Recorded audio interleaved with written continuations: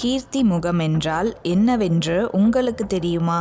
கோயில் கோபுரங்கள் உச்சியில் கோரை பற்களும் கொடூரமான கோர முகமும் கொண்ட ஒரு சிற்பத்தை கவனித்திருப்பீர்கள். இதுவே கீர்த்தி முகம். முன்னொரு காலத்தில் சலேந்திரன் என்னும் அசுரன் தேவி பார்வதியை அடைய விரும்பி ராகுவை ஏவினான். இதனை அறிந்த சிவபெருமான் கோரை பற்களுடைய மனித முகமும் காளையின் கொம்புகளும் யானையின் துதிக்கையும் புலியின் உடலும் தேல் கொடுக்குடைய வாளும் கொண்ட அதிபயங்கரமான ஒரு மிருகத்தை படைத்தார். ராகு வருவதை கண்ட அந்த மிருகம் அவனை பிடித்து தின்பதற்காக ஓடி வந்தது. ராகு ஓடி ஒளிந்து சிவபெருமானிடம் சரணடைந்தான். சிவபெருமான் மிருகத்தை தடுத்து நிறுத்தினார். மிருகம் இனி நான் யாரை உண்ணுவேன் என கேட்டது. அதற்கு சிவபெருமான் உன்னையே நீ உண்பாயாக என பணிந்தார். உடனே மிருகம் தன் உடல் பாகங்கள் அனைத்தையும் உண்டு தீர்த்தது. தன் கட்டளையை மதித்து செயல்பட்ட மிருகத்திற்கு சிவபெருமான் உன் கீர்த்தி முகத்தை வணங்கிய பிறகே எம்மை அனைவரும் வழிபடுவார் என வரமளித்தார்.